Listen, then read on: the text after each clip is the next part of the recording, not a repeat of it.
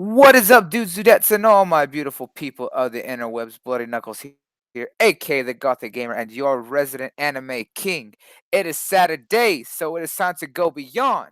Welcome to the Smash Podcast. I have to say, today's show is gonna be different. It's gonna be a little bit small. It's gonna be a little bit short. It's just me and one of the boys. Everyone's getting all ready for Easter, so it's family time for a lot of the crew. But that doesn't mean we're gonna leave you guys hanging. We're gonna make sure that we still have some stuff to talk about because there's always news in the pop culture and anime world, and we want to make sure that you are all up to date. Now, before we get into these topics, let me introduce the one panel member we got tonight. It is the resident, no longer up and coming fraud, the man with no plan that when he does, it starts at Z, Mr. Operation himself. What's good with you? What's up, man? I just finished my Studio Ghibli grind like earlier today. I think I knocked I out like know you've been putting in that work, man. I know like 3 or 4 movies this week, I believe. Because I know I finished Poko earlier this week. Then after that, Princess Mononoke, And now Mononoke, Princess right? Mon- Mononoke. Mononoke. Okay, yeah. There's that one to finish. Yeah, I already did Spirit Away. That was like the first one I started with. Then after that, I did yeah, Howl's Moving Castle, and then Tales from of Earthsea. course. Real good movie. Ah, Tales of Earthsea was great, but Princess Mononoke and Howl's Moving Cast are classics, perfect Yeah, classic films right there. But I was like, yeah, you've been definitely grinding out trying to catch up on that infinite backlog that's at least like 7 years old at this point. oh, it's older than that, but like my biggest gripe to give right now is like there's no damn sequels to their movies. There's That's some of a, these films, yeah, I know, right? that pisses me off so much because like he sets up like from the beginning, like the first 10 minutes of the movie, like he set up so much lore, so much backstory to the world they're getting thrust into, and we get one shot movies. I'm like, bruh, you can make series out of this shit if you wanted to. Like I know it's a team that works on it, Uh, but like just like oh man, like so much potential, just there's so much they can dive into. It's just there's like so many rich universes they can actually expand upon and make it like an actual series, uh, miniseries, movies, more movies, shows, whatever they want to do. But like, it's their IP, it's their dream, that's what they want to do. Just one shots, that's cool. But damn, man, I'm out here, I'm left out here hanging for more shit just to watch. But no, all I got these one shot movies, but they're all still really good. no, trust me, dude. I understand exactly what you're coming from. I know exactly what you mean. I know exactly what you're saying. It's hard out here, man. It's hard out here, and I I'm know, telling you, man. I understand for anime fans, especially for the Studio Ghibli fans, especially, man. So trust me, I understand exactly where you're coming from and Yeah, things like that. I've craved sequels for some of those films. It's like, oh, there's so much here. Why are you guys just leaving it like this? Why you do this? Why do exactly, you do man. this? And I'll still say But for record, Nazca and Value to Win, that still go for as far as all movies they oh, made, that is still go for me. Like oh, nothing has absolutely, touched that absolutely, for me. man. Oh yeah, absolutely. But dude, I'm telling you, it's been great, and I'm definitely seeing you put in that work. So we're gonna have to find a new tagline for you because the fact that you're no longer frauding anymore. You're finally catching up Yeah, I still because got you still got some work to do. But me and Soul been hounding you, and you finally putting in that grind to binge it everything. yeah, I still got Hackway at Jam in Wonderland. I still gotta finish that as well. Of course I've been keeping up with The Promised Neverland and JoJo a little bit. One Piece, My Hero, those don't count. Those are the big ones. What else? Of course I started Demon Slayer like everybody else as well. I need to start Shield Hero and Fire Force, I think Yes, that's the new one, Fire Force. yes, yes. Fire Yeah, I Force. got started on one too. Yeah, that's a great one. But yeah, Shield Hero's great. I was like, of course, keeping up with Promise Neverland and everything else. You've been doing great on that. I know Yeah. you finally catching up on, or you finally read all of the Berserk manga. So I know you've been putting in that work there. Oh yeah, I And finished then that. I caught it like over a year ago. Just been waiting for this to come back. I know you ain't the only one. I We know, already man. saw how old boy Soul, shout out to him, lost it and tripped out when he heard the rumors that it's supposed to be coming back. Boy started Oh, wilding so hard. oh man, the danger memes and the DM, Jesus Christ, no, Oh yes, never oh again. man. he was ready for that one. You can't unsee that type of shit, man. I'm telling you.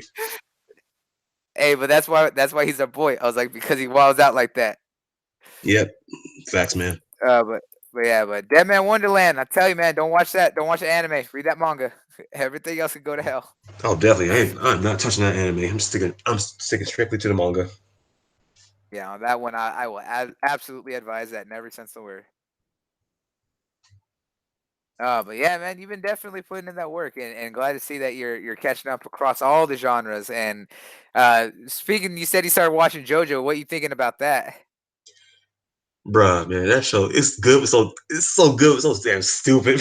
I can't. I know that's what's so glorious about it. I'm still It in is. part You're two just right like, now. It's been a slow hack for me because like I'm just still Ghibli other stuff right now, so I gotta get back into it, be more consistent. But like, jeez, man, it's just so stupid. I know it gets dope I know. as you continue because like especially with Dio, the shit he be pulling. I'm like, bro, Oh, I'm just dude, waiting that's for the what shit makes to it so go left. glorious. It is. It's so stupid. It's so overly dramatic that it is pure gold. It's what makes it so great. I was Right, like, they over dramatize everything literally to over dramatize it, and it's pure genius. bro. Especially the archaeologist. I don't know his name, but I've seen all the memes for about him, bro. Like, if he Oh was yeah, good for him, but it's over. that's Joseph. That's Joseph. Okay. Oh, Yeah. it's gonna be wild, man. Oh, dude, that show is literally the best meme generator anyone could ever ask for. Bro, in the community, like I'm starting to understand why they stand for it so hard, like why they're so loyal to it, especially like the most subtle quotes on the internet. People just jump out and say, "Is that Oh, just a reference?" I'm starting to get why they're so like this now.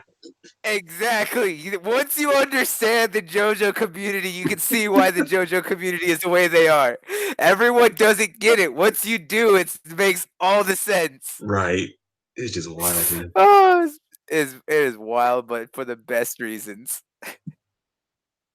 But now we can go on that all day. But let's go ahead and start off with what we got here. And the first thing that we're gonna talk about is we got some DC news for all of our people because there's been plenty of people out there that says DC Universe is all doom and gloom, that it is garbage, it is never gonna go anywhere, it's not gonna succeed, it was dead on arrival, and that they were just waiting to cut the cord. Right?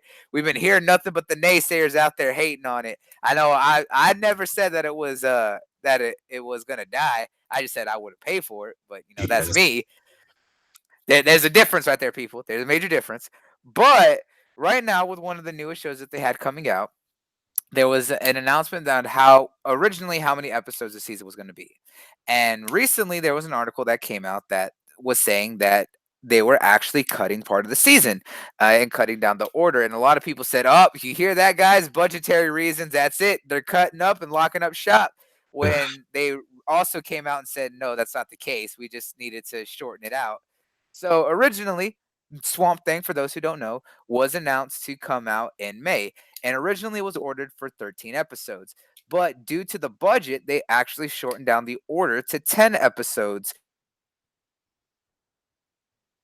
I think it was because of budget and like it was a conflict of interest, I believe, or like creative direction with it behind the scene.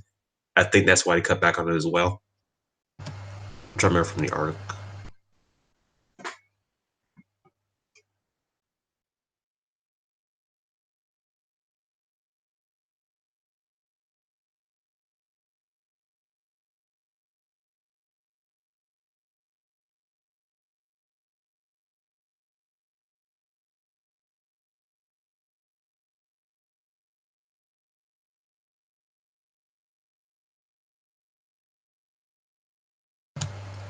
Blake, hear me?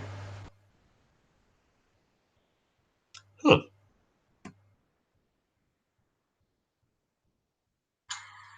Blake, hear me?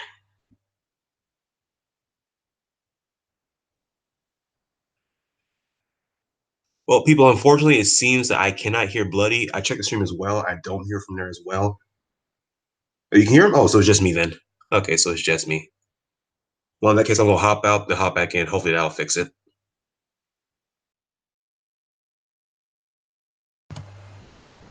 Oh, you can't hear Bloody, but can you hear me? I want to make sure you can hear me as well.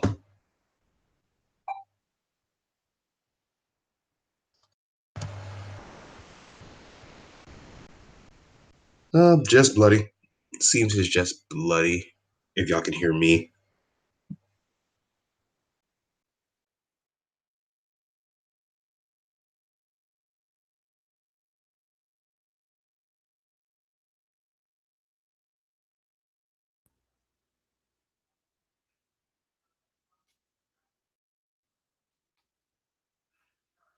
Hello?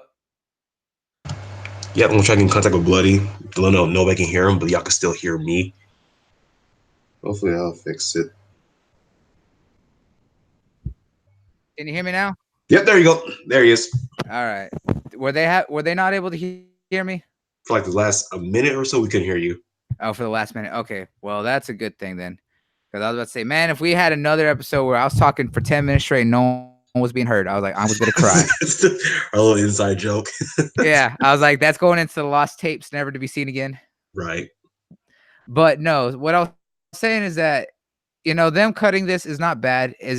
There's nothing wrong with doing a 10, 13 episode season, because we can see that those series that do those episode counts can still tell off a good story, don't need to be dragged out Right. like some shows when they do 26 episodes. Now, sometimes 26 is great if they're going to do a big story, but if it's Mhm. the first time getting anyone involved, you want to do a short order and let people get accustomed to what to expect before you start putting in those big orders. So Right. personally, I see there's nothing wrong with them doing a 10 episode order and cutting it from 13. And I know you had some strong feelings about this because of some people that we've seen on Twitter and stuff like that saying it. So I know you and Soul are the ones who actually use DC Universe, and I'm gonna have to cop that from you here soon. But tell us your thoughts, especially with what you've seen on offer from DC.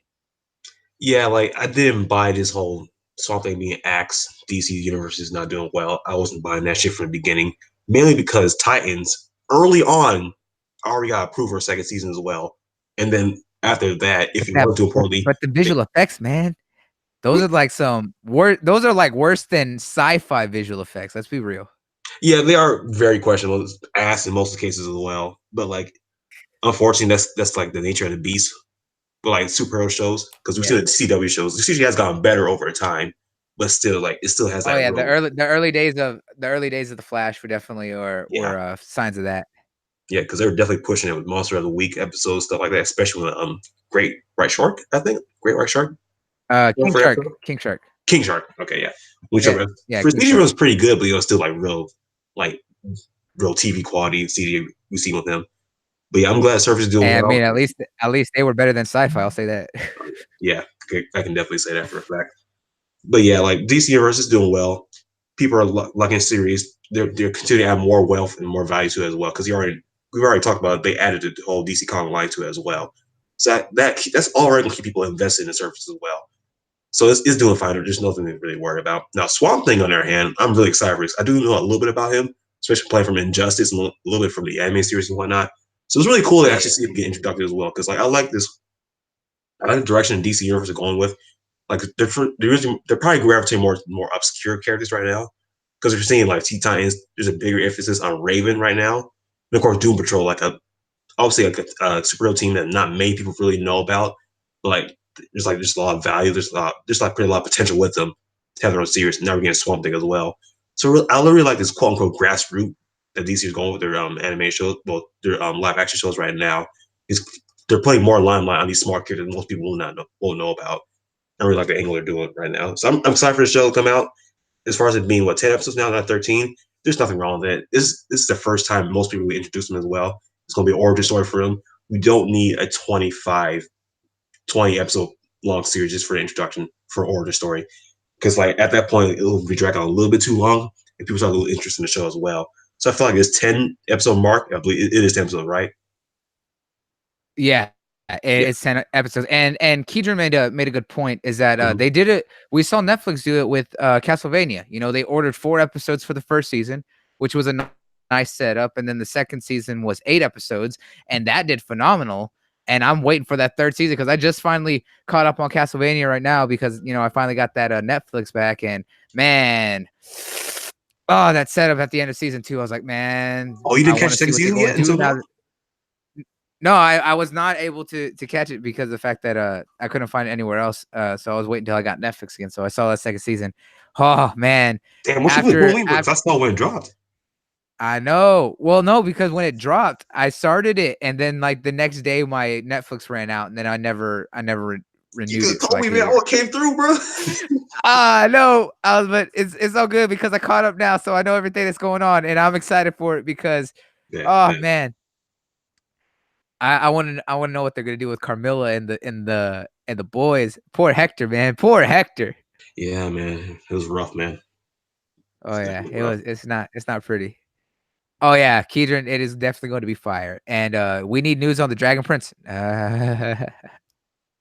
Everyone on the show's got mixed feelings about Dragon Prince. Well, it's great that was coming from the writer for Avatar, Right, that show but on Netflix. Never got a Drag chance to see it. yeah, that it's it's lukewarm. I'll say that. That Oh, that damn. eh.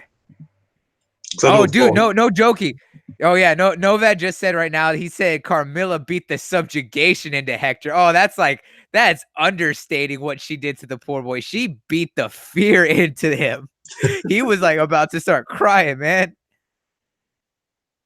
She's like, "You're nothing but a puppy. That's it. Now come, puppy." And he's just like, "No." And she's like, "Oh, you're so cute." And then just beat the fear into that boy. She beat obedience. I was like, "Oh my god, poor Hector."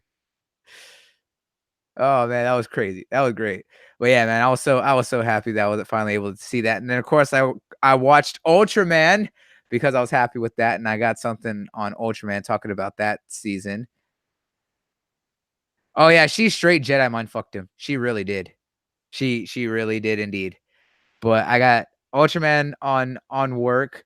Of course, I finally caught up on Baki because I've been needing to catch up on that, and then caught and finally finished up the last season of Voltron. So I've been catching up on all my stuff. Then of course, we caught I finally finished up what was it? Uh Umbrella Academy. And I know you were really liking Umbrella Academy too, because that Nice, comic nice, series. man. Oh yeah. Fives is my boy. Fives is the boy. But It was definitely a pleasant surprise with the Umbrella Academy. I wasn't yeah. expecting it to be a good show, but everybody kept raving about. All right, let me check it out, see how it is. Yeah, it turned out to be pretty good. Yeah, it was really good. But now hopping on over from Swamp Thing, we're gonna hop on over to our next topico, which is actually going to be about Masters of the Universe. For anyone who doesn't know, Masters of the Universe, everyone knows the main man, He-Man. Everyone knows that good old boy, beautiful man, and of course everyone knows Skeletor. I know you have plenty of Skeletor memes at the ready up whenever you drop your stuff in the DMs. Yeah, you do. Crazy dude.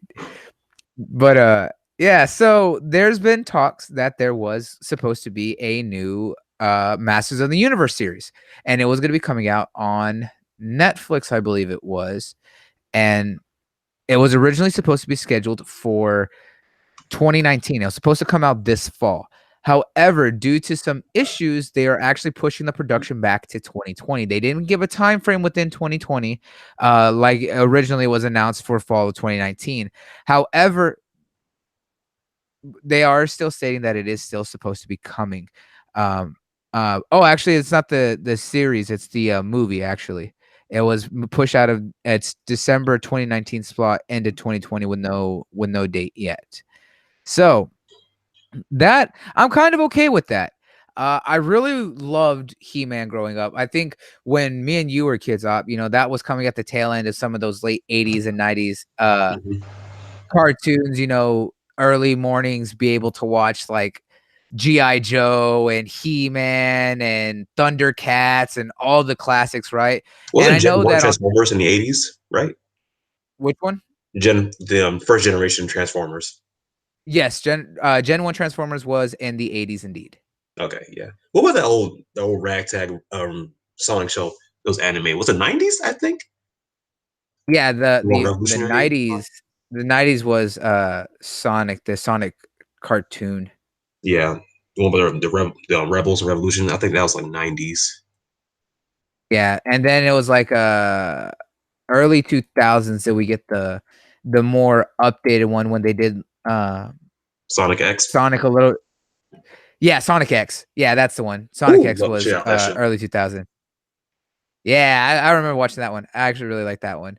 But yeah, the first generation Transformers came out in 84 and ran all the way to 92 before they switched it up into generation 2, which started in 92. Okay. Yeah, so for all you Transformer heads out there, yeah, got you. Yeah, hey, Starbuck. Good to see you in the chat there, bud. I see you over there. Uh, but yeah, Masters of the Universe, I'm really looking forward to this live action because I do want them to do He-Man right. I love that we're seeing a renaissance of all these old 80s and 90s cartoons and TV shows and stuff getting either updated TV shows and cartoons or getting movies, and a lot of them are getting done properly, some not so much. We can look at Transformers and our resident Transformer lovers. Shout out to our boy Lord Cognito over there from the Iron Lords, and of course K Mega, massive Transformer fans. They loved what they did at first with Michael Bay. I think we all did, but uh, after that, it went downhill because that man didn't know what he was doing or anything like that. Oh man, boy, But now you messed it up, man. Got corrected in the chat. I know. I'm sorry, Starbuck. I didn't know, but Mm, it's good to mm, see mm. you in the chat, girl. Good to see you. But what was I saying? All right, we saw Transformers get its comeback, right? We saw with the new director who did the Bumblebee film. That was very much old school Transformers. That was Gen 1 Transformers. That was great. That was exactly what Transformers could do. So I want them to do the same thing with Masters of the Universe. Mhm. Look at what they did with Voltron, right? DreamWorks doing Great, their animated cartoon on Netflix. Beautiful updated version great of series. Voltron. Love it. The characters feel very much like how they are, but they feel updated and changed. Pidge was changed from a little boy to a girl, but very much tomboyish, and it Yeah. works. You wouldn't think otherwise, and that's why I'm looking forward to what they're doing with Saint Seiya. Everyone knows I am a Saint Seiya fan. Pegasus is my boy. I'll talk about Saint Seiya and defend that all day. But one of the biggest changes that they announced, Andromeda is being made from a boy to a girl. So he's going to be Dragon's little sister, which to me makes sense because Andromeda was already, very effeminate, kind of boy. So him being made into a girl, that's not so far out of place. That's understandable. That's definitely well within the realm of possibilities and definitely okay with that.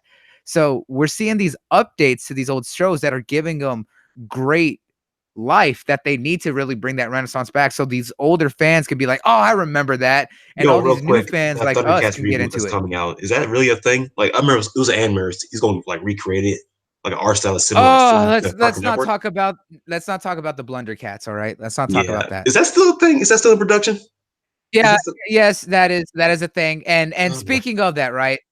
Yeah. So reason I'm saying is that there was Shira, the Shira series that was on Netflix, right? They have a Shira series that was on Netflix. That was Shira and the Princess of Power, right? They did an update for her, and for those who don't know, that's He-Man's twin sister and things like that.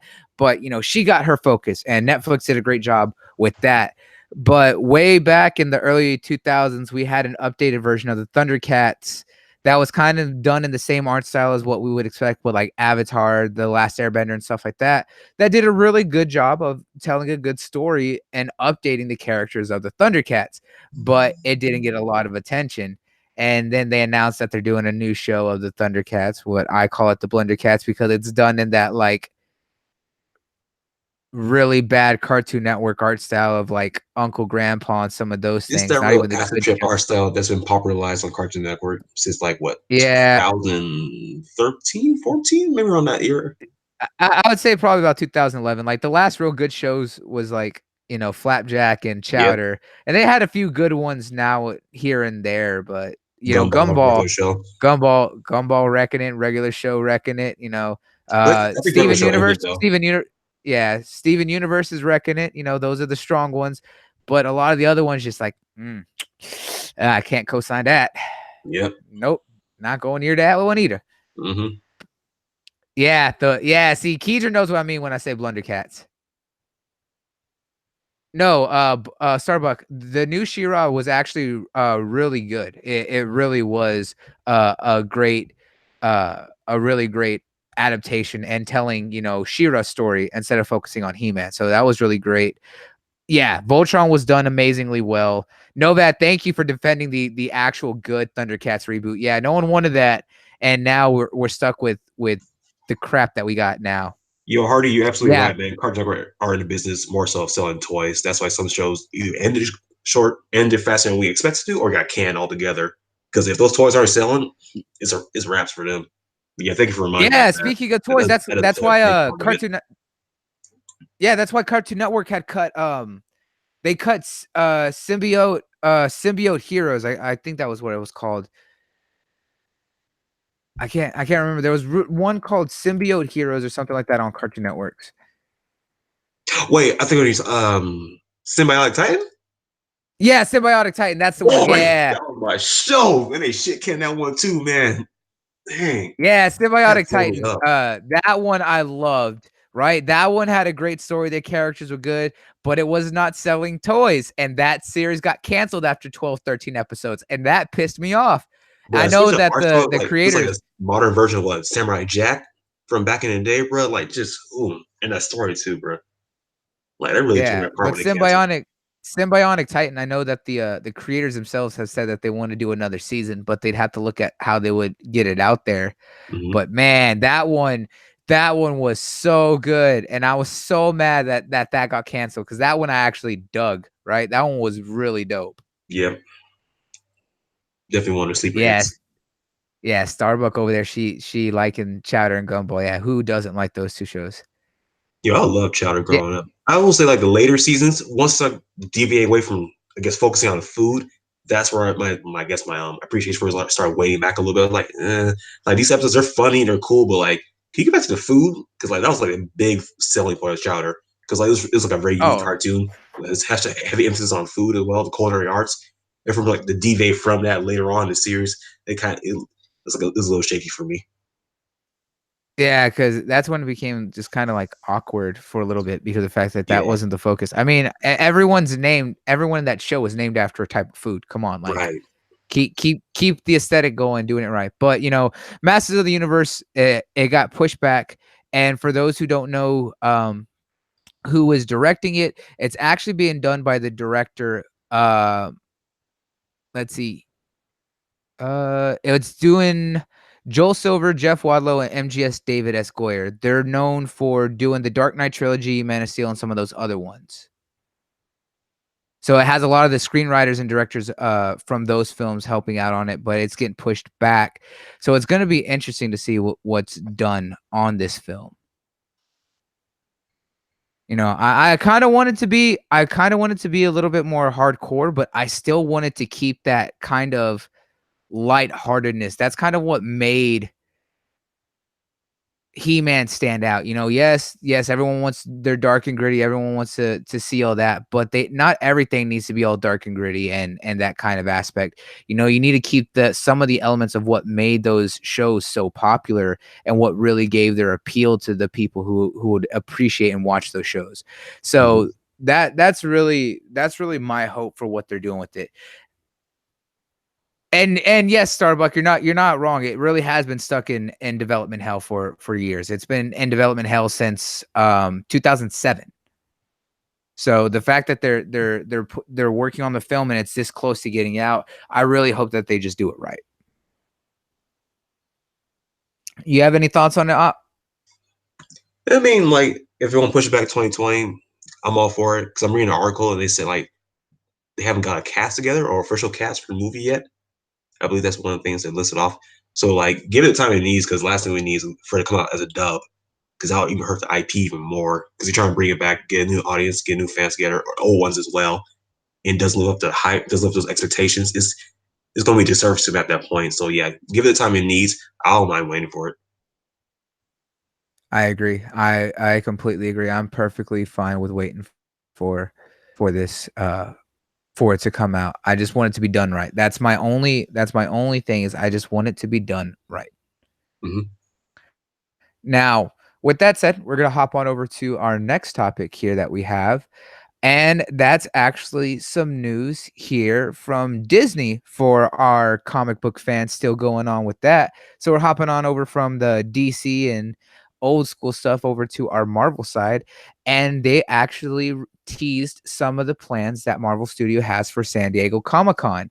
And one of the biggest things that's been coming out here is is the fact that they're going to be showing off and start talks of Spider-Man Far From Home and where it's going to stand in that leading into their D23 event, and then kind of gives some early thoughts of what to expect from Phase 4 starting out after what we're gonna see in Endgame. And actually, speaking on that, Kevin Feige actually sat down in an interview and actually said that Endgame is actually not going to be the end of Phase 3. Actually, Spider-Man Far From Home will officially mark the end of Phase 3 and the end of the Infinity Saga. And then from there, they'll kickstart with Phase 4. So that's why Spider-Man Far From Home we've known about for a little bit as confirmed after Endgame, is that it's actually was supposed to be the end mark for Phase 3 of the MCU. Now, hearing that when he made that official announcement, that actually kind of surprised me that this was going to be the film that kind of helps to finalize everything. But I think with knowing what we're gonna see come this week, guys, yeah, that's right, 6 more days until Endgame, baby, and we're gonna be all over that. Op, did you get your ticket? Hell yeah, man! Got a ticket going that Friday That's in my the boy. afternoon. That's my boy. I got my ticket as well. But we're gonna be all over that and getting everything all set up, uh, and everything. So we got that all taken care of. But after the results of what comes out in Endgame, Far From Home is gonna set up the very next key point that's gonna end off the recovery from whatever happens in Endgame, leading into what the MCU is gonna look like coming into Phase 4. Yeah, didn't they end the previous phases with an Avengers film, or did they end it on different films? I don't remember the exact timeline. No, typically the Avengers films ended each one. So the first Avengers was the end of Phase 1, and then the Hmm. next film that came right after it started Phase 2. Then Age of Ultron was the end of Phase 2, and then the first film that came right after that was the start of Phase 3. Okay, so yeah, this is a little bit of a mix up for them. But yeah, that did catch you off guard a little bit to end it off with Spider-Man. If that's the case, then they'll probably have something at the end, or maybe like something that gets throughout the Spider-Man movie to get to properly conclude the phase to move in Phase 4 next. But Yeah, definitely. but yeah, it's definitely odd because I really wasn't expecting this from Kevin Feige. But yeah, excited to see eventually Endgame. I'm excited to see what they're gonna do with Spider-Man Far From Home, because like the timeline right now is just like we're not 100% sure what's going on, because like we're It's thinking like this, all it's all confusing poopity scoop. right. So that's a little bit annoying. So, Uh, Look, and we're hardcore fans over here, right? We keep track of everything DC. We keep up track of everything Marvel. And there's some things that even gone to when they had unveiled that official timeline. Remember how we're just like, yo, y'all are changing up the dates of what we know, and that's changing up a lot and doing some yeah, retcon stuff. We called it out. We are not blind to that stuff. While we definitely have our preferences, we are not stupid. We are the fans that are doing it right. And that was one of those things that was just like, yo, you need to fix either the movies or this timeline, or y'all gonna have to go back and make a lot of changes because this don't make sense. definitely. It's funny because like you hear about interviews, Kevin Feige has the master plan to work all this together, and then we get it in real life, like just like there's cracks in the walls, man. There's cracks in the walls, like stuff seeping through. You gotta patch it up, bro. And it's good to see they're Yeah, slowly going through it. but I mean, I'll say this: their adaptability and quick changes have always been really good. I'll Yeah, say that they are quick to catch on to that and make some changes throughout the series to make it right. But then and you look back at the past stuff, and it's just like, a little hmm, bit of foresight might have helped here. right, definitely. But I'm just saying, Kevin Feige, hire me for the next phase. Hire me for the next two. I'm telling you, I got the plan. It's in my mind. I'm working on the video. Tweet it out to Kevin. Tweet it out to Marvel. Tweet it out to the Russo brothers. They know what I'm talking about. You're gonna want to see this video. Yeah, I really do hope Spider-Man Far From Home does blow me away, because like as far as like hype, the last one I've Yo, been officially hyped for is like Age of Ultron. After I've been like, I've been excited, but like it's been hey, tempered. I'm hyped. I'm actually hyped for just because of Mysterio. Because one, Jake Gyllenhaal, that's my boy. But two, Hmm. I like what they're doing with Jake Gyllen, or I like what they're doing with Mysterio. So I'm kind of what they showed, what they showed with him actually doing the magic with for those who don't know, that was the elementals that he was fighting. I don't know if it's the actual elementals or those who actually know the history of Mysterio. He's a uh visual effects master from Hollywood. So, he could be doing some crazy crazy master visual effects going on to kind of sell that aspect. So I'm just kind of looking forward to what they're gonna do. You know what? Knowing them, then the elements was probably something a byproduct of Tony Stark wanting to shut down divisions from his company. Let's be real, because like the amount of shit they tie back into Tony Stark and his company in the MCU is a little bit crazy at this point. Everyone's related to Tony Stark. Everyone's related to Tony Right? Stark. Let's be real. Everyone either it's always about Howard or Tony. Howard or Tony. Everyone did it. We're gonna find out that Rocket Raccoon was a science experiment from his company. Oh boy.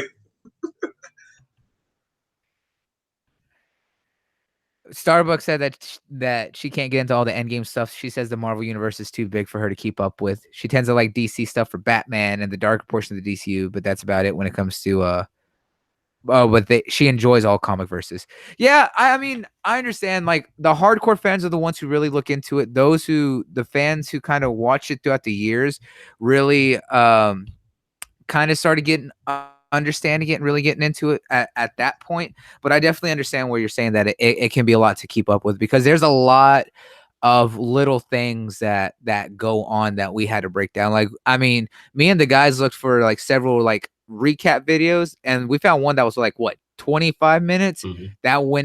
that led everything up to Infinity War, so that way we can review the timeline before they made the official timeline, and we're just like, yo, they're gonna have to fix this from everything that we knew.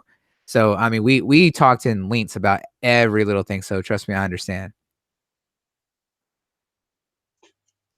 Yeah, they're definitely going to retcon some stuff because of Captain Marvel. There's no denying it.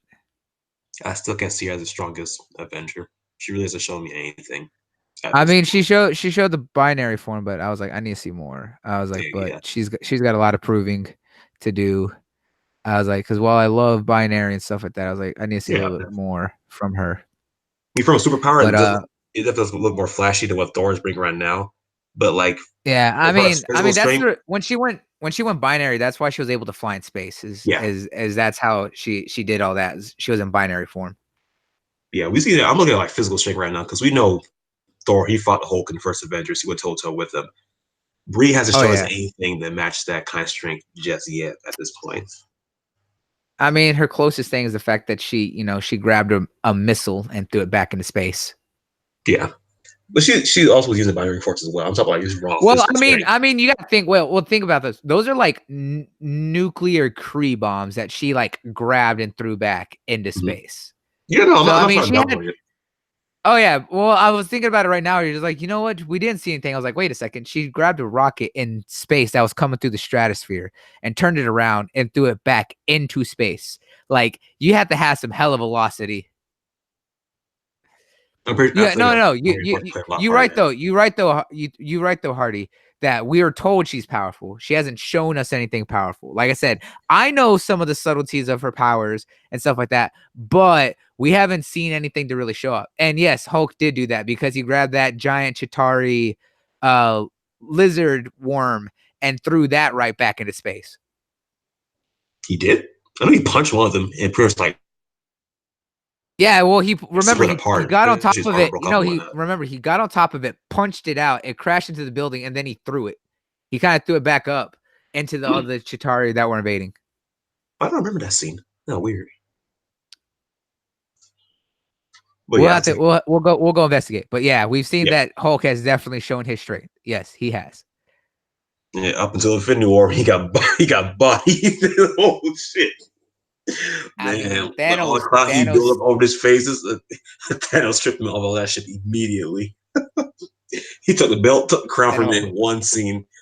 He does go Oh yeah, bad. he Thanos treated him like a little bastard child. He said, "Boy, sit your ass down." Just took that belt to his ass. He's like, "No, you ain't going nowhere." Right, literal Hulk kiss would the ring. Hulk. Yeah, kiss the ring, baby. He got that. He got that work. Unfortunately, they bodied the boy, and that's not nice. That's not fair. Yeah, Uh, but yeah, so we're gonna start seeing some early plans come San Diego Comic Con. I'm excited for it. I know Buck said that she's getting her E3 plans. I'm gonna be at E3. I'm gonna be there. G's gonna be there. So you're gonna have your Smash Podcast boys on deck. Cyrus is try to get over there. we I know. gonna see. Yeah, he's trying to get We gonna on. see. Yeah, we're gonna see. And then I know I might be. I won't be at San Diego Comic-Con, but I will be at New York City Comic-Con for a fact. I already got that in the works. So expect your boy over there at New York City. It's not going to be the same because Stan the Man's gone, and yeah, I'm gonna cry about that when I'm there. But nevertheless, don't want to get myself depressed. We're gonna go on to the next topic. Um, Now hopping on over from our pop culture and comic book news, we're gonna hop on over to our Japanese side into the anime. And one of the first things that I got for people is you like it. You like samurais. You like ninjas. You like classic lo-fi chill hip hop.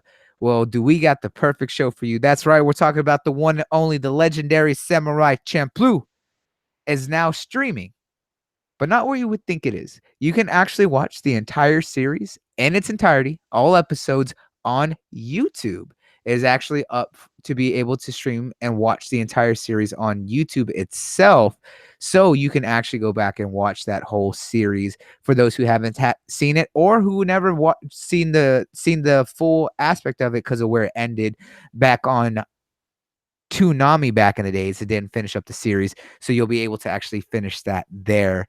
So to all my history lovers, to all my samurai ninja lovers, all my Japanese enthusiasts, definitely go watch it out, especially because it has one of the absolute best soundtracks and anime, and that is because of the man himself, Nujabes, R.I.P. Because that man is the one who really brought that lo-fi, chill hip hop to the forefront.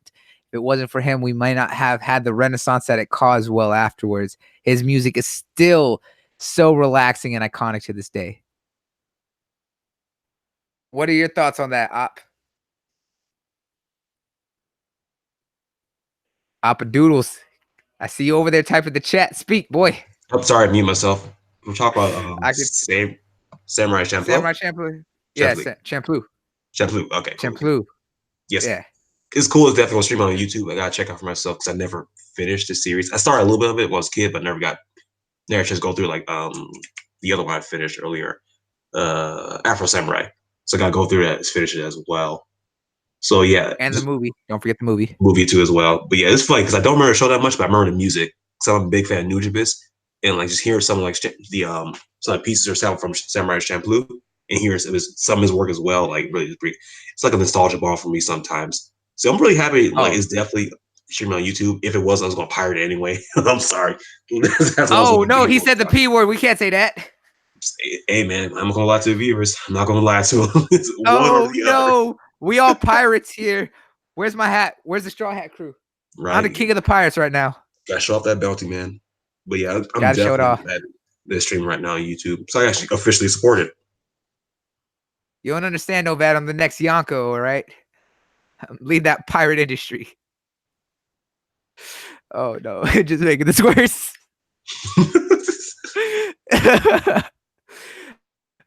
Yeah, no, but dude, Nujabes is always one of those.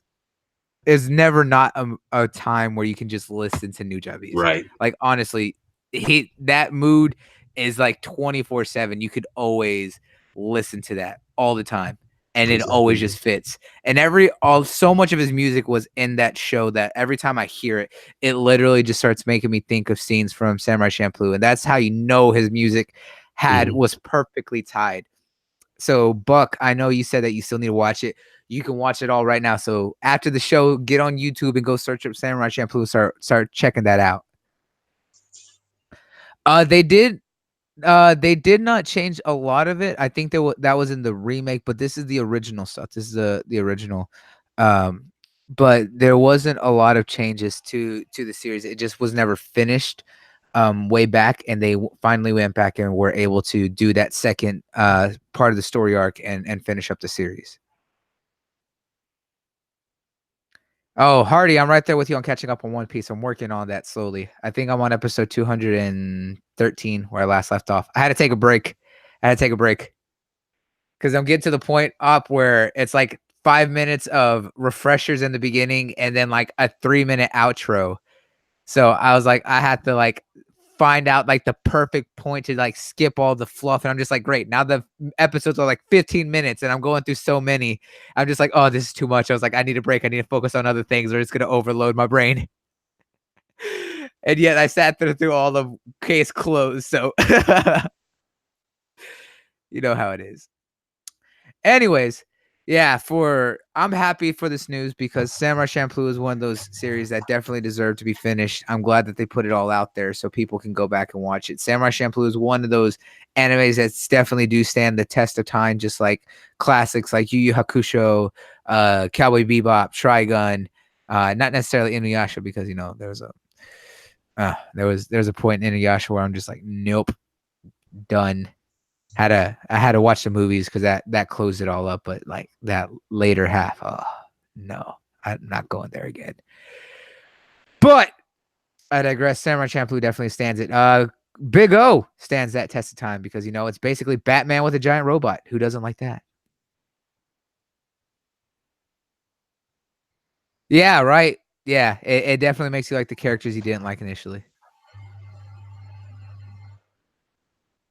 Yeah, if you go into One Piece, just go straight into sub only. Don't even go into dub, and just go with it from there.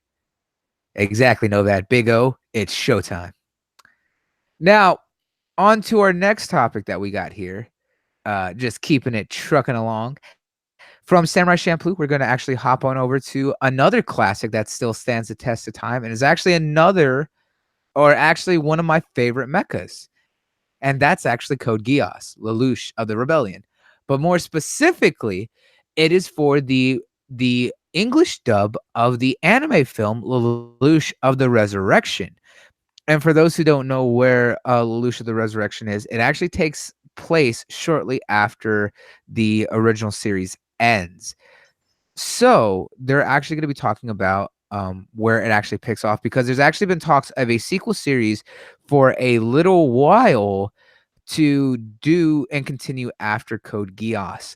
I've actually been one of the most prominent people that said they do not need to continue Code Geass. It ended perfectly. They don't need to do another series, another spinoff, or anything like that. If they want to do a spinoff of some of the other people within the rebellion kind of picking up after Lelouch or during, or another side story that's going on at the same time, but not to continue directly where it left off because of the fact the biggest reason is because of the fact that it had one of the most perfect endings that was completely bittersweet. It was set up perfectly. It did not need any sort of continuation because of the fact that if they try to do anything, they're going to ruin its legacy. Similar to why the director and create the director of Cowboy Bebop never wanted to do another episode or a movie after where the last episode ended because he liked to keep it disambiguous, leave the ending up to the viewers and figuring out what happened to Spike, and never wanting to ruin that by giving it any sort of definitive conclusion because he liked the way that it ended. It gives enough of people can come to their own conclusion, but it gives it that bittersweet ending whichever way it happens. Well, what are your thoughts on that? Oh, well, before I get your thoughts on the film itself, let's talk about the cast that was in it. And I actually like the cast that they got. So first up, playing Lelouch himself, Lelouch V. Britannia, is actually being played by Johnny Young Bosch. And for those who don't know who Johnny Young Bosch is, he was actually played the Black Power Rangers, the Black Power Ranger in the Mighty Morphin Power Rangers movie. He was the one who actually played Adam Park, who kind of picked up after Zach had left.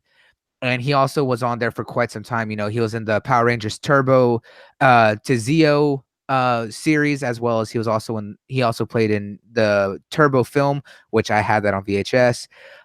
He was also in Power Rangers in Space and Operation Overdrive before that had ended his series. I think he was on 3 to 4 different iterations of the Power Rangers. So that's really cool to see. Next up, playing Cece, we have Kate Higgins is going to be voicing her. And for those who don't know, Kate Higgins was in series such as she was in Agria and Shilf and Tales of Zilia 2. She also played Elisa Amelia and God Eater 2 Rage Burst. So she played Alyssa in the God Eater series. She was also Asta in Dot Hack / GU Volume 3. Some of the other things that she's noted for, she played Deborah Harper in Resident Evil 6. She was Cordelia G. Grangaza and Valkyria Chronicles. She was Candy Cane and Rumble Rose. And she also played no, we're not gonna talk about that. Never mind. Just ignore that. Not even gonna touch that with a 10-foot pole. She was also Maylene in the Powerpuff Girls, the new reboot series. She was also Megami and Zatch Bell and the video games. So she definitely has a lot of experience with a lot of video game voice acting. So it's going to be interesting to see her play this because she's done a lot of those characters and stuff like that. Next for Suzaku Kururugi, we have Yuri Lowenthal is going to be doing their voice, and they're known for actually playing Tails. He's actually known for playing Tails in some of the series. No, wait, no, wrong person. Why did that not open up? Come on now, my thing is being dumb. Yeah, so he was known for playing Advocate in Grim Grimoire. He played Albert in Romancing Saga. He also did Arnard Vasquez in Wild Arms 4. He played Bakunetsu Maru and SD Gundam Force. Let's see some other more prominent roles that he had. Oh, he played Derek Stiles and Leland Phoenix in the Trauma Center series from both Second Opinion, Under the Knife 2, and Trauma Center New Blood. So I actually really like that. I can get behind that. He also played Finn McCauley in Resident Evil 6. He also was Gig in Soul and Nomad and the World Eaters, and he was Haseo and Dot Hack and the Dot Hack games, both Rebirth, Reminiscence, and Redemption. So he's been around in all of those. So we're definitely seeing that. Next up, we have B-Tool is being done by Chris Sabat himself. The man needs no introduction. That's right, Vegeta himself. Elizabeth Maxwell is going to be playing Shamna. And for those who don't know about some of hers, she did Abby in Criminal Minds. She also played Anvil in Aerospace AI and Star Citizen. She was Becca Mustang in the Focus Puller movie. She was actually Caulifla in the Dragon Ball Legends video game. And she also did the voice for Caulifla and Kefla in Xenoverse 2. She was Iana in Skyforge. She was Julie. She plays Julie in Street Fighter 5. So that kind of gives you an idea of the voice actor herself. Who else do we got? We got Gabe Kunda is going to be playing Kashapat. Or Kushapat. My bad. I always pronounce his name wrong. And for those who don't know, Gabriel Kunda, he was in Attack on Titan. He did voice acting in there. He was also played Derek Ross and Double Decker. Doug and Kirill, the anime series, he did the voice acting in that. He was also in Gato, the Vanishing Line, Disastrous Life of Psyche K. He also did Chaos Child. He's also plays Goldre Poizot from Black Clover in the English translation. And he also plays Tiger in One Piece for the English dub. So that kind of lets you know who he does. Man, there's a lot of people that they're putting. So they have the full cast here. So I'm going to be going for a little bit. So please excuse me. I want to make sure I give everyone the right information. Right now we have Jared Gilmore was announced to be playing Shalio and doing his voice acting. So for that, he played Henry Mills and Once Upon a Time. That's his only credit. So have you seen Once Upon a Time and seeing that character of Henry Mills, you'll know Jared. Next, we have Karen Strassman is playing Callan Kozuki, and their history is They did Accelera and Crimson Gems Saga, the video game. They also did Aegis and Blaze Blue Cross Tag Battle. Oh, okay. She also played Aegis in Persona 3 Dancing in Moonlight, Persona Q Shadow the Labyrinth. Another big one. She did Anna and Fire Emblem Awakening and Fire Emblem Fates. Oh, she was also the voice for Annette Birkin in Resident Evil 2 Remake. Oh, okay. If that's the case, then I can definitely see her as that character. What about you on that one, Op? You actually played through Resident Evil 2 Remake. Next up, we have Kim My Guest as Sayoko Shinozaki. And Kim Mai has played Aurora Lee and Maximo Ghost to Glory. Oh, that's an old school one. She played Celestia in Final Fantasy Type Zero. She did Crystal and Marvel Ultimate Alliance, the video game. She was also Holly Summers in No More Heroes. And she was also Isabella Keys in Dead Rising. Oh, okay. She played Oh, she did the voice for Isabella. Okay. I definitely did that. And oh, of course, she's also the man, I can't believe I forgot that name for a second. She's also known for playing Mei Ling in the Metal Gear Solid series. So yeah, I completely can get behind Kim Mai guest being in here because Mei Ling was always one of my favorite characters. I think she had a perfect voice actor. Next up, Liam O'Brien for Lloyd Asplund. He's gonna be in there as well. And Liam's notable work is that he was an additional voice in Dirge of Cerberus, Final Fantasy VII. He was also in Operation Flashpoint Dragon Rising. He played Air Raid in Transformers War for Cybertron.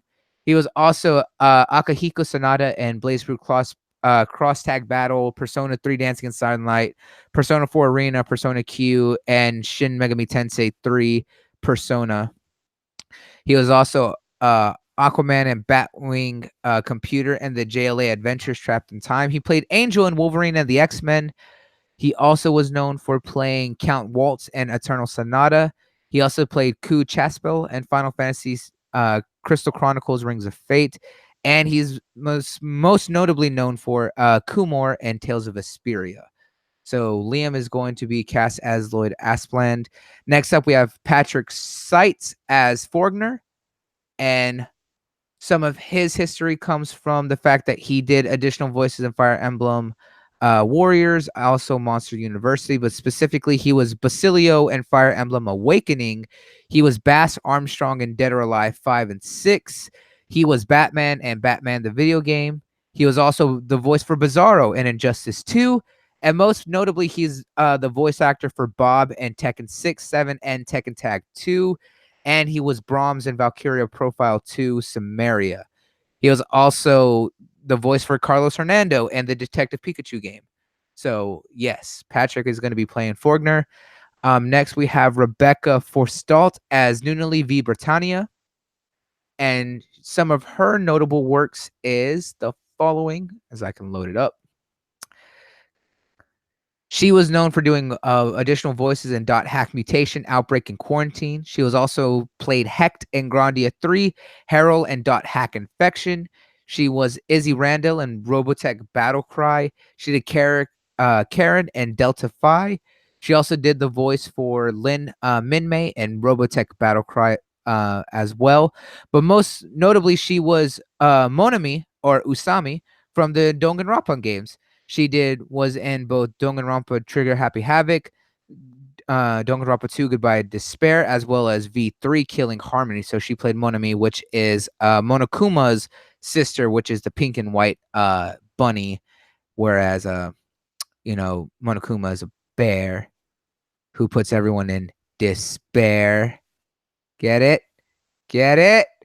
Ha! It's bad. And then, of course, the last person that we have was Rich Sommer is being cast as Shastal, and he has no notable voice acting history, so this looks to be one of his first credited works. So quite the cast that they have here. Yeah, there is definitely a lot of people that they have going on. So a lot of people definitely going on. Novad, you saw that there's also the voice of Nero and Ichigo from Bleach. Oh yeah, he was doing that. Hey, I wasn't being a spoiler. Starbuck. At least I don't think so. I don't know what I spoiled. If I did anything. Can you also hear me? I can still hear you. Okay, yeah. Oh, okay, yeah. Someone said I can't hear him, and I didn't know if he was talking about me or if I cut out, but it looks like they heard me. Yeah, Keidra, they got a very solid lineup for the entire main characters cast, so that's really awesome to see. But probably my favorite get is that they got Johnny Young Bosch to do Lelouch, Christopher Sabat is playing Batul, and Kate Higgins as Cece. I think those are great. And then Yuri Lowenthal doing Suzaku. And then the rest of the cast is definitely all some really talented actors to do to do a lot of those characters, and a lot of them I could definitely see those characters being portrayed by who they're doing. So I'm really happy for that. Okay, yeah. So they're saying my audio was fine. Okay. I just Ooh, wasn't sure for a second. okay, cool, But cool. hearing about some of this cast and who we got playing who, what are your thoughts on it? It's a hell of a lineup, man. It's quite a lineup, but I haven't started Code Geass yet, so I really can't get as hyped as you are for the series. So I'm feeling a little indifferent about it. It's a cool caster assembling. It's really it's a really solid A team they got right here. But like, I haven't started the original series yet, so I really can't go into depth about it as well. So I really can't say anything until I start it for myself. Okay, yeah. So you haven't seen Code Geass yet. Nah, I haven't started it yet. That's one of the next ones you got to put at the top of your list because that's definitely a absolutely must watch series. I'm telling you, that is one that you have to see. It is one of my favorite mechas, probably one of the most politically intriguing series I know. So, it's so worth the watch. I'm telling you, it is absolutely worth checking out and stuff like that. Yeah, definitely, man. So, It's definitely on the list. oh yeah, and the power of the Geass, probably one of my favorite powers, dude. One of my absolute faves. One of the coolest powers from anime that I've ever seen. Nice, So nice. definitely up there. Absolutely got to watch. Definitely one not to sleep on. One of those classics from the early 2000s. So definitely got to check that out. But definitely a star-studded cast for their English dub. Especially with the fact that they're that some of them is definitely an obvious. Getting Chris Sabat. Chris Sabat, you know, the Vegeta man himself, but he's definitely been around the industry and done a lot of things. Yes, his voice tends to stay the same, but the characters that his voice works for, tend to all work. So I'm really interested to see how he's going to do Bristol, because this one's I feel is going to be a little bit different. I say a little bit for Batul, but I hope that he's able to really kind of give Batul a much different feel than the others. But definitely a solid cast so far. Yeah, definitely. I would say Chris Sabat, he sounds the same pretty much everywhere he goes, in my opinion. Like I could Oh no, I agree. like I I was can't like, say I've been saying that, and I've made my case and point every time, especially like he does great as All Might. Don't get me wrong.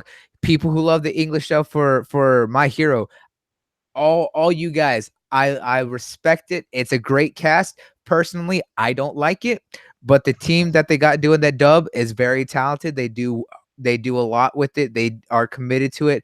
I personally just can't do it, but Chris Sabat does amazing as All Might. He's very committed to that role. However, there's times where I pointed out, I was like, I can't just not see Vegeta when I hear Chris Sabat. And during the Nomu fight and All Might fight at the end of the first season, that little speech he gets when he figures out exactly what Nomu's ability is, when you hear him start talking, all I can hear is Vegeta trying so hard to be nice and just be like heroic. And I've sent you that clip multiple times. It's just like, this is all I hear. And everyone's just like, no, I can feel that. Again, nothing against Chris Sabat. I love Chris Sabat. He's an amazing dude. I can't wait to ever meet him. But personally, his voice just it doesn't change between characters. It really doesn't. But that's not a bad thing. It's just, I feel like it's just a typecast for him, and unfortunately, it works and it doesn't work. It works because the dude is all around and he's in every series. But for me, it doesn't work because of the fact that I just feel like to the characters that he gets, he can add so much more depth if he, changes up his voice a little bit. hmm But that's just me. Again, that's just me. Hey man, nothing But wrong with that. oh yeah, man, there ain't nothing wrong with it at all and stuff like that. So I just hope that we get a change. And now, guys, it is on to our final topic, and this is the one that actually has me with the heaviest of hearts as we do this one. As you can see in the title, just earlier this month, it was announced and it was made note that the creator of Lupin the Third Monkey Punch, as he's known, but most notably, his name is Kazuhiko Kato. He was originally, it was reported that earlier this month he had passed away due to having a heart attack. And he passed away at the age of 81 while still working on Lupin the Third, which actually just recently had its, I believe it was its 16th film, and he was still doing work on the manga and the series itself. And it it really sucks to hear that because he's one of those legends in the industry that definitely left a mark with the fact that of his passing. Think of for a lot of people with Studio Ghibli, right? If anything Hmm. happened to Hayao Miyazaki, it would completely, you know, it would hurt a lot of people because of the fact that everyone has grown up with Studio Ghibli, everyone knows Hayao Miyazaki. But kind of like last year, right? When you're looking at that, people forgot about Isao Takahata. Isao Takahata was also up there with Hayao Miyazaki, and he had passed away last year at the age of 82. Kind of just a year older than Kazuhiko Kato himself. But people fail to remember what Isao Takahata provided to Studio Ghibli, and that he was the director who actually did Grave of the Fireflies, which you actually just recently watched. And you said that that film got you so hard. Ooh, bro, that film mess you up, man. Yeah, exactly. And for to hear about Kazuhiko Kato passing away, it really hurt me because of the fact that I remember getting into Lupin the Third because that was actually on old school Adult Swim, Toonami, all those back in the day. But I remember specifically getting into Lupin the Third because the fact that that was also when we were getting, that was also when we were getting uh Detective Conan, or as it's known over here in the West, Case Closed. And for those who don't know, him and the creator of Case Closed or Detective Conan actually did a lot of projects together. They did so many crossover episodes in Detective Conan, right? But not only did they do episodes, they also did full-length movie crossovers where they worked together on writing a story on why um you know, Conan was running into Lupin the Third again. Lupin the Third is a thief and stuff like that, and he was always getting caught up in shenanigans. But they did so many projects together. And the creator is Gosho Ayoma or Aoyama. I always say that too fast because of the fact that I slur my words too much. But yeah, they did a lot of those collaborations together, bringing those two series together and doing so many collaborations. And I love that in the anime industry that they do a lot of the creators do a lot of crossovers. I actually put it out that the creator Gosho Oyama actually did a art piece for the new Detective Conan film for Fist of the Blue Sapphire, right? He actually did a collaboration with the creator of Fist of the North Star, and did a crossover image of Kenshiro and Detective Conan and Kaito Kid on a on a artwork that he tweeted out as a celebration for the film because of the fact that there is a Fist of the Blue Sapphire series, which is like the early days before Fist of the North Star. So it's always great to kind of see those collaborations and stuff like that. But to hear that he passed away, it was one of those ones kind of that as the Japanese enthusiast, as an anime fan and as a manga fan, and as notable of my history is Lupin the Third is one of those iconic series, whether it was given the recognition it was given to or not. But it's so sad to hear that he passed away, and especially of something as simple as a heart attack. It would be different if he was sick and had been fighting with the sickness for a while, but something like a heart attack, something so sudden that could take someone so talented away, it sucks because I believe that's also what took Isao Takahata son.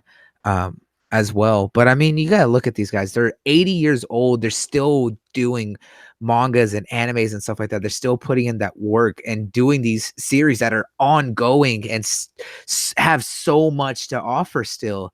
And for it to kind of go like that, it sucks. And I don't know if he had anyone set in place to kind of pick up what comes next if anything were to have happened to him. But I really hope that whatever comes next, whatever the studio does, um they give him the proper uh homage that he deserves and the proper send off, and that they take what he left behind with Lupin the Third and they finish it up the way that he wanted to. I really hope that they do all of that right. You know what I'm saying? Yeah, man, definitely. Like, of course, I knew about Lupin series. I've only seen part of one of the movies. I can't tell you. It's been so many years since I've seen that movie. But yeah, seeing both of them pass, bro, it's just it hits you hard, man. Cause like Yeah. these are great. These are people like we grew up with. Well, most people grew up with. I didn't grow up that much, but like a lot of people grew up with. Like their influence in the industry as well.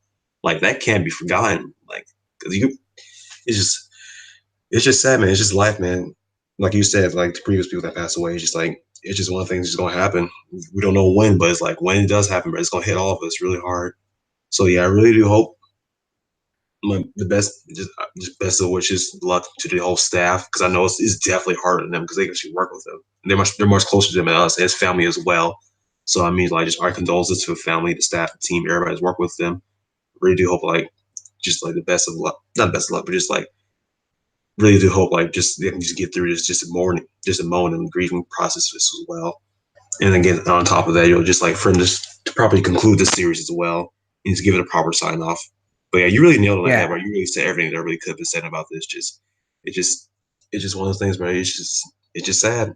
You just sadly, just gotta live with it and just keep moving forward. But I really do wish like just the best of wishes to the family and the staff. Yeah, I completely agree. It's it's one of those things that's always heartbreaking to see when we have such iconic such iconic icons like them being taken away and the way that they do. It's so hard to see.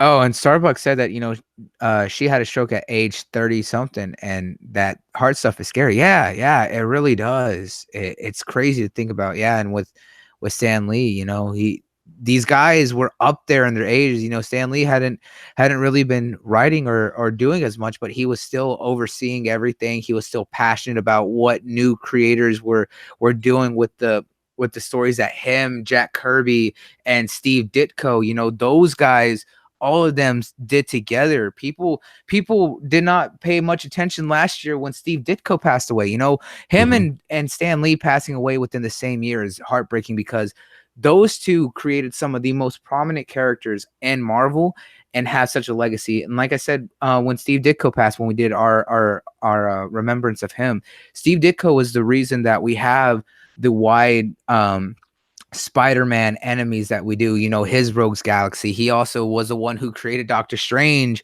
and all that. Those are the kinds of heroes that leave those legacies, and what Kazuhiko-san leaves behind with Lupin the Third is another classic legacy because these guys were working well into their old age. Yeah. Again, Stan Lee wasn't doing much, but he was overseeing it. He was a producer. He was following the passions that the new generation was doing with the films and leaving his little mark on and all that, over the past, really 20 years, because you think about the early X-Men films and Fantastic Four and stuff like that. He was doing all those. He did the his MCU cameos in the original Sam Raimi Spider-Man films, stuff like that. So he's been doing that for a while. It's hard to see that when you grow up with these heroes, because of the fact that what their legacy means. Hmm. And speaking of remembering a legacy of someone being left behind, well, this was reported earlier this month. I actually just found an article that just came out yesterday, early yesterday morning, and was just sent to me. Is that not only did Kazuhiko Kato pass away, we also lost another really famous manga author himself, which was Kazuo Koike. And for those who don't know about Kazuo Koike, he was the author um behind the Lone Wolf and Cub series, Lady Snowblood, Crying Freeman, Mad Wolf 34, and The Starving Man. Other really big, prominent, and especially Crying Freeman. Shout out to Megatron. Crying Freeman is one of his classics, right? That's one that when he hears about the anime stuff and me and him talk on it, Crying Freeman is one of his most prominent and remembered anime and manga series. And he passed away as well yesterday. And just kind of hearing that, it's hard. Some of these creators are leaving very notable big series behind, Yeah. especially with Kazuo, right? He left Lone Wolf and Cub behind. That's one of the classics, but specifically he left Lady Snowblood. It was a writer for Lady Snowblood. And for those who don't know, Lady Snowblood, the manga is actually inspired um what inspired the adaptation that we saw for Kill Bill. That was inspired completely based on Lady Snowblood by Quentin Tarantino when he saw that movie as well as reading the manga for that. So that kind of shows you what kind of legacy these guys are leaving behind, man. So it's crazy to hear about these icons passing away and see it because of the fact that, like, for us it hits us harder because we know their history, we know their legacy, we know what it means to the community. For us, man, it's crazy to see. Yeah, man, definitely Well, is wild to see. Just yeah. like kind of leave you speechless when you really think about it. Yeah, there's not much to say other than go back and remember what these guys left behind, know what history that they're leaving, the legacy. If you haven't read or know any of these series, you have to do yourself that favor of going out to read these. Like I said, especially from Kazuo Koike, go read Lady Snowblood, go read Crying Freeman, go read go read Bull 34. That's probably one of my favorite ones. Lone Wolf and Cub you actually have to see and read yourself. Lone Wolf and Cub is probably one of the most prominent, but you definitely, I recommend, without a doubt, watch and read Crying Freeman, read Lady Snowblood, and you will see just what kind of talent that he was. And then for Lupin the Third, the series and the mangas all over the place, but well worth it. But if not, go watch the movies. The movies will not leave you like you will see what kind of stories and create characters he created with Lupin the Third and that whole group. And for those who don't know, Lupin the Third was actually an actual thief that he liked the idea of, and he took that and kind of made his own story of it all. So it kind of shows you uh what he did and kind of doing his own thing with it, uh, you know so it's crazy to think about. Oh man, I don't know, it kind of hits me hard in it because of the fact that I grew up with these. Hmm. Yeah, I can definitely understand from your perspective because you're more familiar with his work as well than I am. Yeah, because of the fact that because for Lupin the Third, it follows the story of Arsène Lupin the Third, who was the grandson of the actual great uh or the actual thief Arsène Lupin, who was actually written about or created by French writer Maurice Leblanc. So a lot of it is continuing and playing on, that's cultures right there, passing, jumping cultures. It was written, Arsène Lupin was a thief written by a French writer back in the early 1900s, and then you had a Japanese author create a story based on his grandson. Like, that kind of shows you what they're doing, man. Like, it's it's crazy. It's just one of those things, man. It hurts to think about, but Yeah, man. go honor these guys the right way. John Schnapp worked on stuff like Metalocalypse and tons of other comic related stuff, in case y'all didn't know of him. Oh yeah, I know John Schnapp, and I actually have heard of the Collider Heroes comic podcast before. So yeah.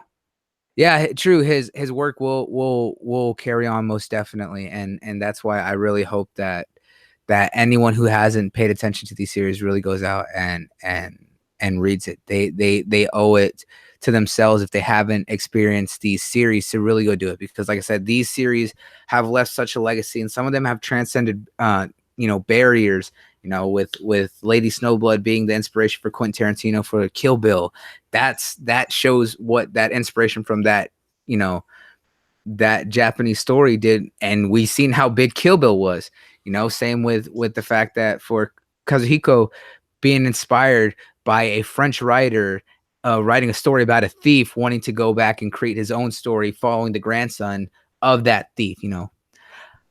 I don't know if it's on Netflix. I believe it might be on Netflix still, but if it's not, definitely go wherever you can to try and find it. Um, because it's well worth checking out. Like that, this is one of those ones that you should, if you have a library, if anyone still uses the library, go to the library, go rent and check out some of those old mangas and stuff like that. Definitely well worth it. Like it's one of those things. Now, with that being said, that was everything that we had for tonight. So we do want to thank everyone who stopped by and showing love and being here. Everyone, especially in the chat, Novad, Starbuck, you guys are amazing. Of course, Keedron, you too, Jay Slayer, having you stop here for a little bit. Like everyone who was talking is greatly appreciated. Now, if y'all weren't here last week when we made the announcement, when G threw it out there, we are doing a brand new giveaway for all of you guys that I'm about to drop the link here for y'all. It is actually going to be the first official Smash Crate, as we're calling it, where we're going to do giveaways with themed events and crates for you guys. We're going to have nice little collectibles in there for you guys. So this one, for those who didn't check out last week, was actually going to be Star Wars themed, because of the fact that we were talking about it in regards to the Star Wars celebration. And the one thing that we will be doing for you guys, that I will tell you that is going to be in it, is that it is going to have one of these special edition gold chrome Funko Pops of Darth Vader. So trust me, you guys want to go and check this out. Yes, the name Smash Crate, we literally threw that out there at the as we did, and we're just like, you know what, let's just run with it. So we're gonna be doing these every so often, but constant enough to give you guys something as thanks for what y'all do for us. So go follow the link right there in the description, or there in the chat. Make sure y'all do that. Tweet it out, share it on Facebook, do all that good stuff for us. It'd be greatly appreciated. We're trying to grow and do more, of course. And before we get out of here, let them know where they can find you at. What you doing, man? But yeah, you can find me on Twitter at Operation Oppo or just Cyrus Break. Keep it simple. Me, just be yeah, on Twitter, retweeting, liking stuff, not saying much usually until someone ticks me off. But yeah, I'm just gonna be over here chilling, playing games, grinding away at anime, the usual stuff. Yeah. And we're gonna be hopefully me and you are gonna be back on that co-op stream grind here soon, get back into Halo, because we need Yeah, to. gotta finish the fight, man. Gotta finish the fight. Hey man, we got to restart the fight because we forgot where we left off after all this time. Right? I mean, it's been like months and we're just like, man, all right, just redo it all. Just start over. Right. Best do it that way. Yeah. But yeah, of course, guys, check out everyone else. Follow Super G down below. His information is in the description. Of course, also make sure you follow Soul King on Twitter as well. Follow me on Twitter. Of course, if you click down below in the description, you'll see a link to my actual link tree, which will actually have all of my social media. So it'll take you to our Facebook page that I have set up for what we post around and other stuff like that. Of course, I'll take you to my Instagram as well, Twitter. Also take you over to our Mixer channel, or my Mixer channel, where we do a lot of co-streams and stuff like that, but where I'm streaming quite constantly whenever I'm not over here doing shows for you beautiful people. We got stuff coming up, and like I said, we got content coming up here soon for the channel. Definitely a lot of things in the work. Been super busy, super all over the place. We got events that we're going to be at. So It's all going to be right there for you guys. Of course, make sure you share this all over wherever you can, as well as over on my link tree. For those who aren't aware, we also have the show on Spotify and on multiple other audio podcast websites. So if you look up Smash Podcast on Anchor FM, on Spotify, Google Podcasts, Breaker, as well as a bunch of others, you will actually find some of our old shows up there in audio form as we're posting them all up, getting everything ready for the spoiler cast next week for Avengers Endgame as we try to get that backlog set up for you guys. So trust me, you're going to want to make sure that you check all that out for us, guys. But until next time, guys, make sure that if you aren't following or subscribed, that y'all hit the subscribe button. It is greatly appreciated. Hit the like button, share it out with everyone you know, and all that good stuff. Tweet out whenever we go live. It is always greatly appreciated. We don't ask for much, but we do appreciate every one of you guys here in the chat. So until next time, guys, peace out and check you later. Peace.